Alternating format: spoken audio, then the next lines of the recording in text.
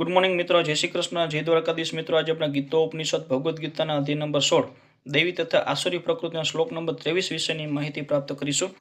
यह शास्त्र विधि उत्सृज्य वर्तते कामकारतः न सह सिद्धिम अवाप्नोप्ति न सुखम न पराम गतिम। अर्थात जे मनुष्य शास्त्रों आदेशों अवहेलना करे छे अने पोतानी धून में आवे तेम मनस्वी वर्तन करे छे ते नथी सिद्धि पामतो, नथी सुख पामतो के नथी परम गति ने पामतो।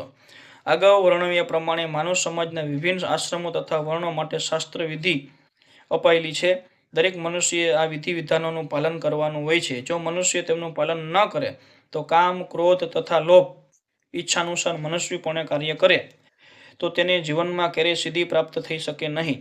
बीजा शब्दों में मनुष्य भले बधी बाबतों में सिद्धांत रूपे जाणतो होय परंतु पोताना जीवन में प्रमाणे आचरण करे नहीं तो तेने अधम जाणवो। मनुष्य योनि में जीव पासेथी एवी अपेक्षा रखाय छे के ते बुद्धिमान बने अने सर्वोच्च भूमिका सुधी जीवन ने उन्नत करवा आपेला विधि विधानों पालन करे। मित्र, आ श्लोक अपने पूर्ण करीए छीए। नवा श्लोक ने नवा विडियो माटे आ चेनल लाइक अने सब्सक्राइब करजो, जेथी करीने तमने नवा श्लोक ने नवी माहिती मळी शके। जय श्री कृष्ण, जय द्वारकाधीश।